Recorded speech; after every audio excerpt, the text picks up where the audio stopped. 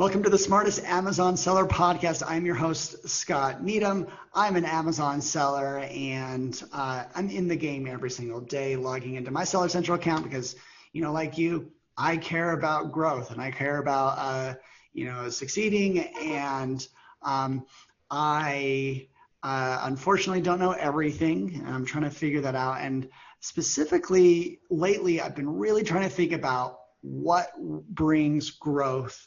Like what actions on Amazon actually bring sales and growth. And so today I brought on a guest, Max Schlesinger from bestsellerlisters.com. Welcome, Mac.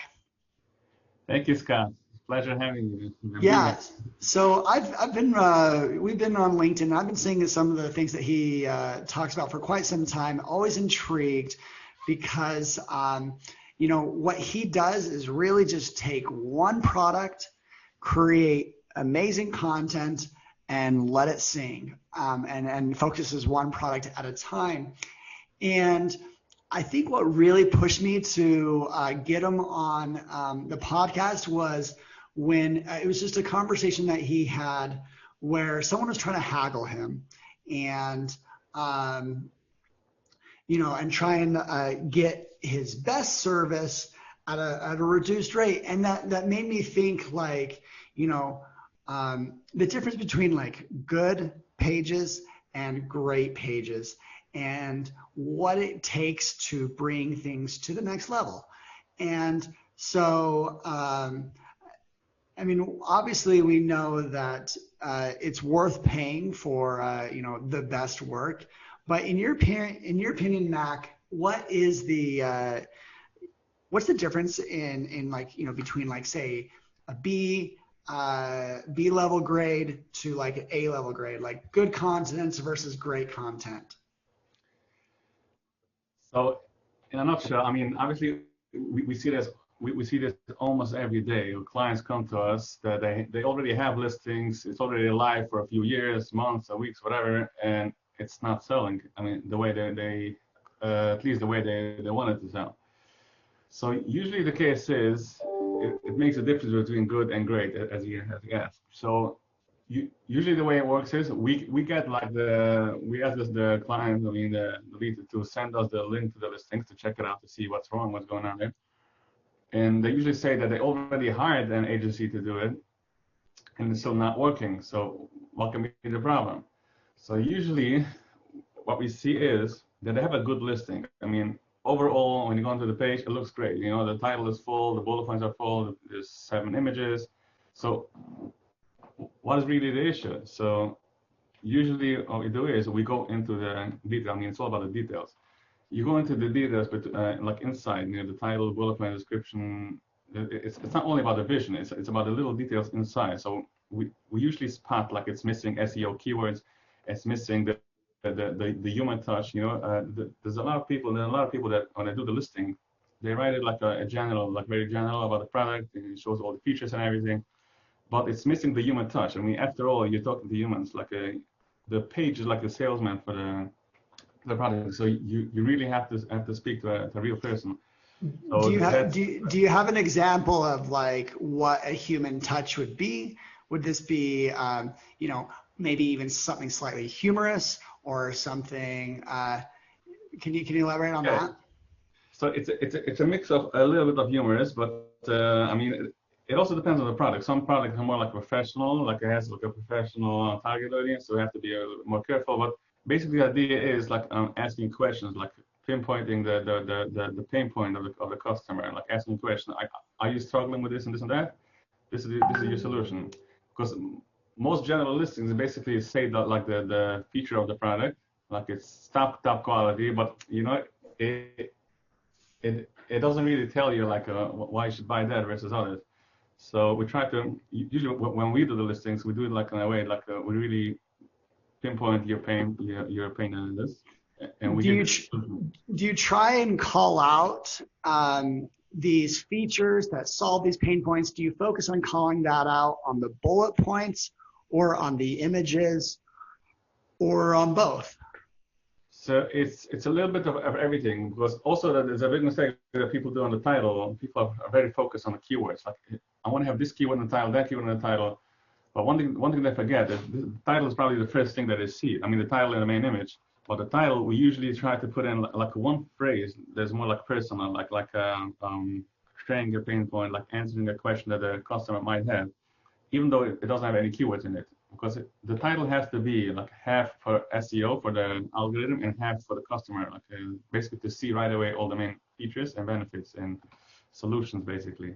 But okay, so yeah, you're suggesting right there that a title is I think a title is very important. That is on that improves the click through of the product. You need to be speaking to them, but half of it should be like features for the algorithm so they can index it, and then half the title is speaking to a customer, like what is this solving, and that's your approach to a title, right?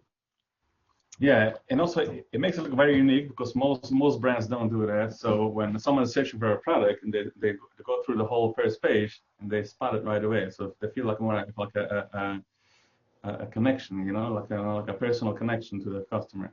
Yeah. So a picture says 1,000 words. I was going to hit this at the end of the podcast, but I almost feel like I'm going to say it now, is like, so people can like look at examples of what you're talking about.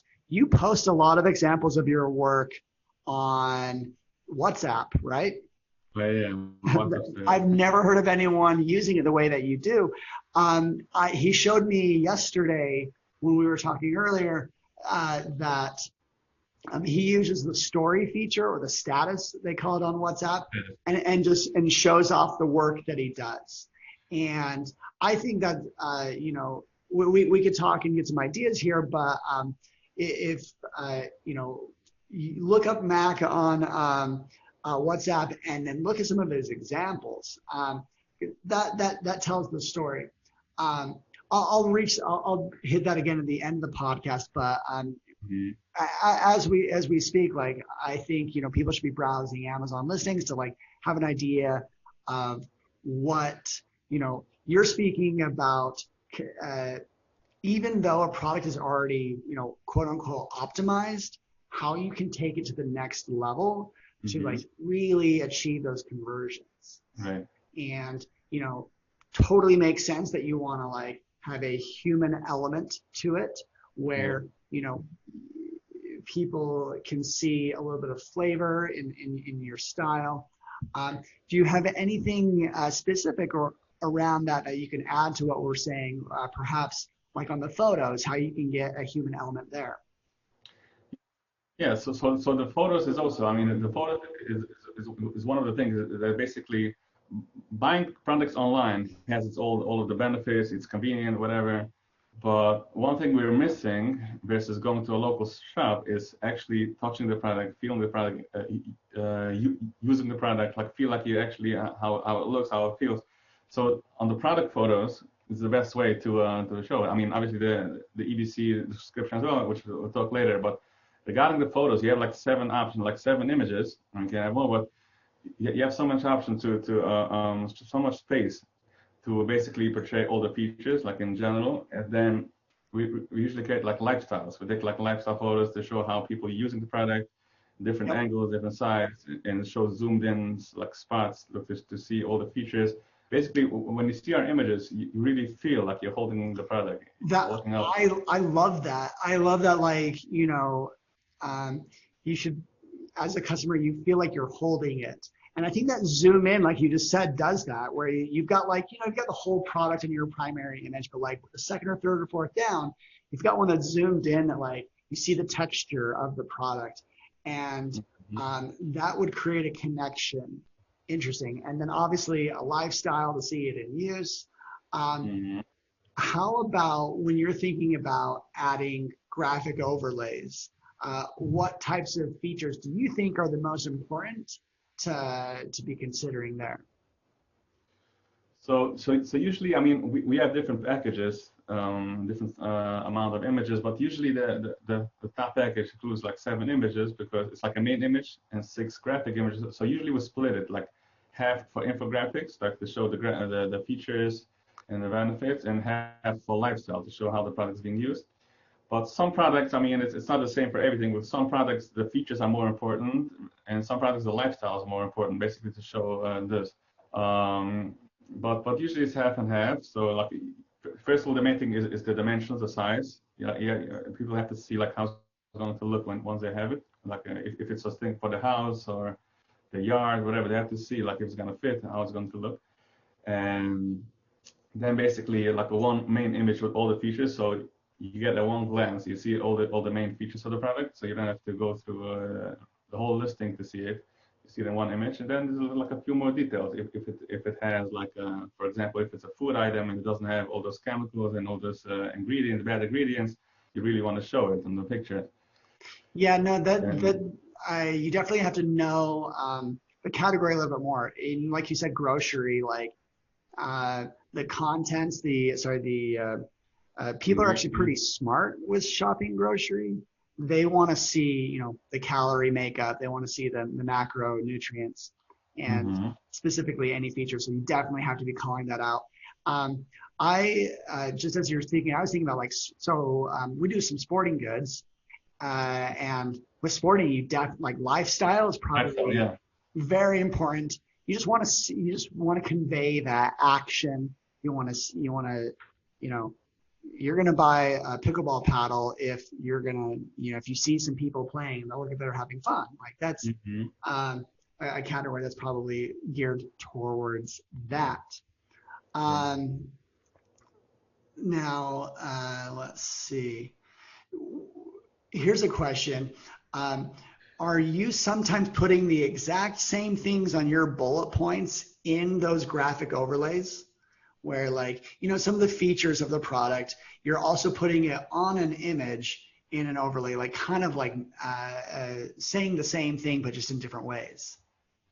We never do like copy paste from the bullet points into the pictures, but usually from the description, even though it's not EBC, it's just a regular HTML description. Usually when we do it like big, like a lot of information. So usually we take information from there and like a word here, a word there, and like put it in the images. But it's not a copy paste basically. Right, obviously not a copy paste, but you are reusing some of those same. Yeah, I mean, after all, it's the same product, so the features are the same. So basically, the idea is to show it in text for people that likes the reading, and also showing in visuals for people that don't like reading. They buy from the pictures, And when you're putting your top detail oriented, optimizing these pages conversion, what is the difference in sales for that?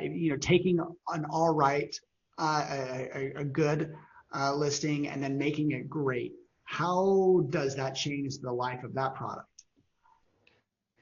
So, I mean, obviously, it all depends. Every category is different, and it depends on the season. It depends on and how fast the algorithm is catching up and the keywords and stuff. But almost, I mean, and also, we don't always follow up. We don't manage listings like A to Z, so we don't always follow up to see the sales. But in most cases, people are happy. They let us know, like they give feedback and this. For example, I actually had a story. I think it was this week or last week. Because basically our work is we first created the listing, like all the optimizations, and then we have like some systems to boost the ranking, like giveaways and stuff, which we'll talk later. So basically, I had an interesting story this week. A client ordered the listing, so the listing, everything was done, the content, images, everything was done, uploaded on Amazon, and then he wanted to order the giveaways to boost the ranking. And after a few hours of posting the product, he got some sales, and he thought that the sales are probably from our giveaways, because it's impossible that he just listed a new listing and it's already getting organic sales. So he sent us a message that we should stop the giveaways because he doesn't have enough stock. So we told him we didn't start it yet. Are you getting any sales? He said, yeah, we got already 7 or 8 sales within a few hours after posting their product, and that was like a re-optimization. We optimized an old listing, and then they never had such amount of sales in the same day. So that was a good motivator, you know. Yeah, no, that's the game we're playing. You know, you want to know when you're making a difference and what actually makes that difference. Yeah. So we could jump. Oh shoot, I got 2 or 3 more questions for you. I'm really curious. So I think the final thing that we didn't talk about, I haven't really talked about it much on my podcast, is EBC, enhanced brand content. And how do you feel that impacts, like, is there any way of knowing the increase in conversion on EBC? I mean, first of all, you should talk about it more often because it's very important. People, I get it sometimes. People come to me. I mean, it's important. It's a waste of money. So obviously, first of all, there's no proven way to measure like the conversion rate before or after. Right. Amazon just doesn't give us data to that. They would have to tell us.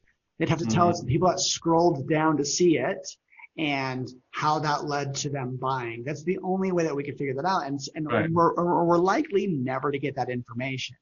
So it's going to be a little bit anecdotal, but I know for myself, I actually use EBC more often on electronics. When I'm a shopper, electronics, I care a little bit more about the details, and I find EBC helps there. But I don't design EBC myself, and so I'm curious what you think. So EBC has many benefits. I'm not sure if you're gonna have the time to discuss everything, but I'm gonna tell you a few details. I mean, a few benefits, which let's hit it. So first of all,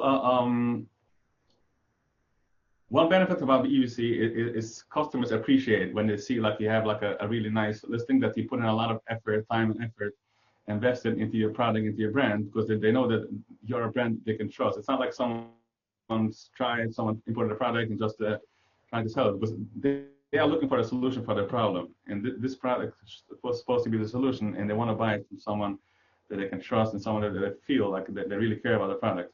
So investing money in EBC and showing that you have like a real professional page gives them the confidence in your brand to buy from you versus other that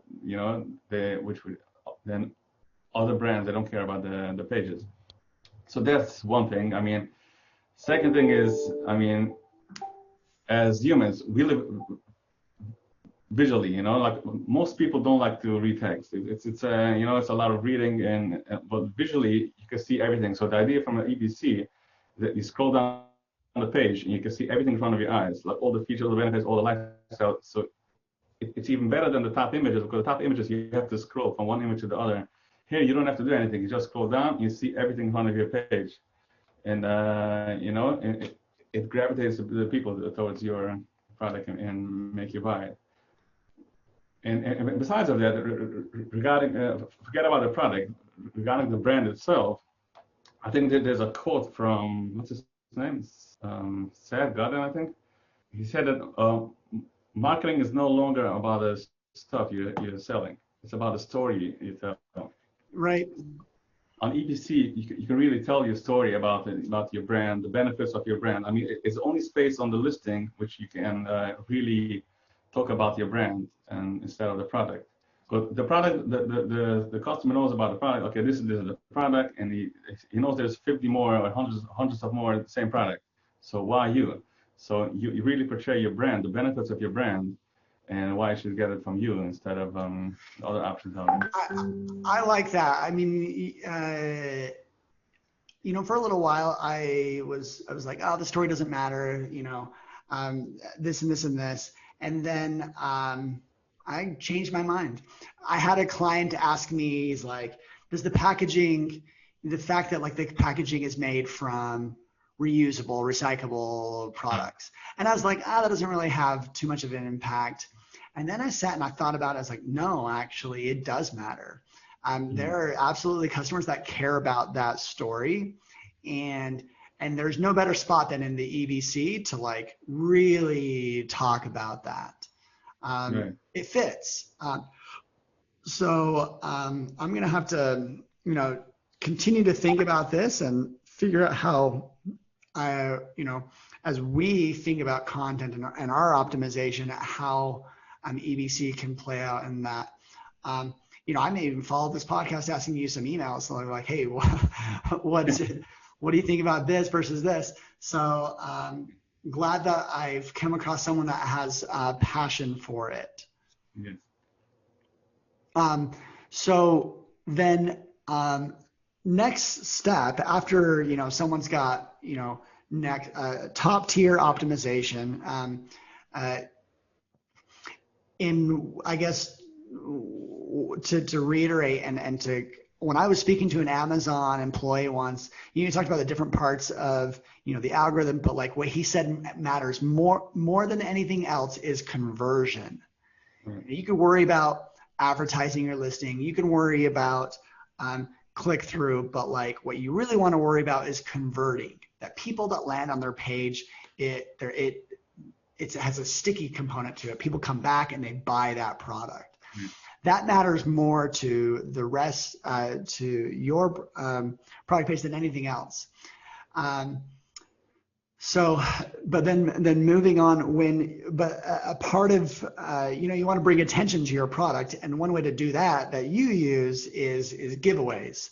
So it's 2020. Giveaways have had a life, like the last 5 years. A lot of people have different ideas of how to do it. How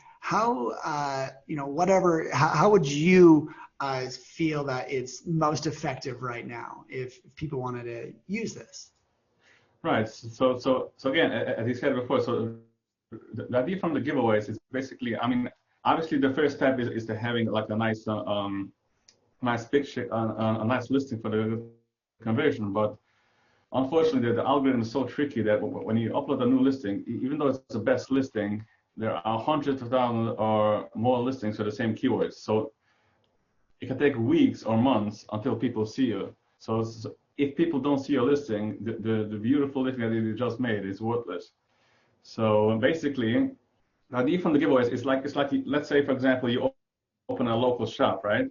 You open a local shop and you want your neighbors to get to know about your new shop. So what you do is you run like a giveaway, like a sale, a promotion, something like that, and you tell people about it, and that's how they come. And once you have a beautiful store, it's automatically converting well. So that's why we do the giveaways, to help our clients listing, to get the full benefits, because they have a beautiful page, and then we build them up to bring it up to the best pages. And that can bring the reviews that it's like you can have the best page in the world. You can have the best page in the world, but if you don't have reviews or people coming to it, then no one else is going to see it. And so you follow up an optimization with some giveaways. I think that's kind of a good 1-2 punch. I really want to be trying that more myself. I've only done maybe 2 giveaways, and and to be candid, like I didn't, but like this excites me. I really want to do it, and hopefully I'm reaching out to Mac sometime soon, because as I think I mentioned in my last podcast, I'm actually looking at buying a few product pages myself, and I want to make sure that they get to the next level. I know another seller that's interested in he's trying to let go of his business. He's kind of done, and I want to take them to the next level. And I think that giveaways, as you're describing, could really help them. So you are, you're unique in that most agencies out there, they're trying to do full account management. You just like laser in on one product at a time and give it the best optimization. And so let's see.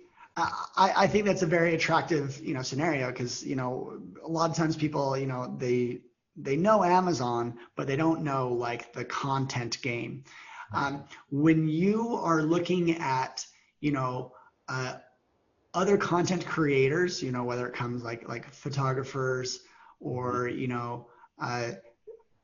what do you consider? Because this is a situation that I'm in, is we're considering our content options. Do we outsource? Do we try and build skills internally?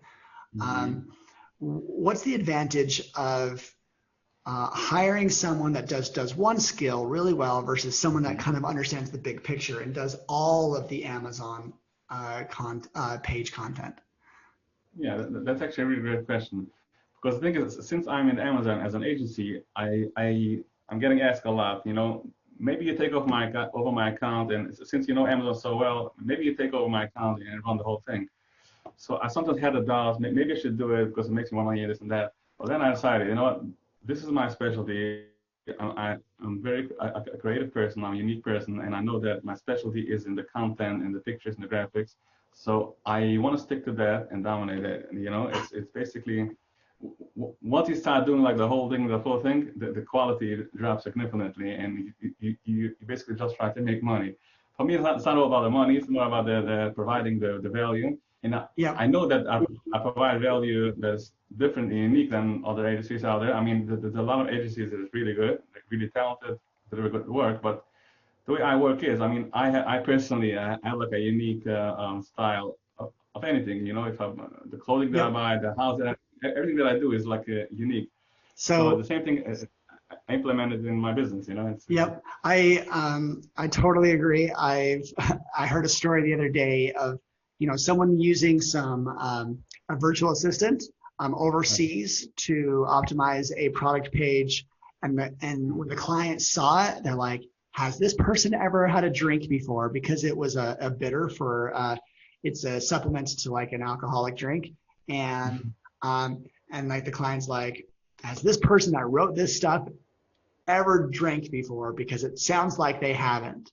That's the danger of like outsourcing to mediocre copywriters. You want someone that that understands engaging writing, and so what you were highlighting is like do what you do best and don't dilute the quality. Right. Big fan of that. And I've actually, in the last 2 months, I've hired about 7 different people for very specific tasks on Fiverr and Upwork. So I'm a big fan of getting skilled professionals to do exactly what they do really well, pay them, and then move on. This is a really important part of delegating, your business. Yeah. So I have the same thing with my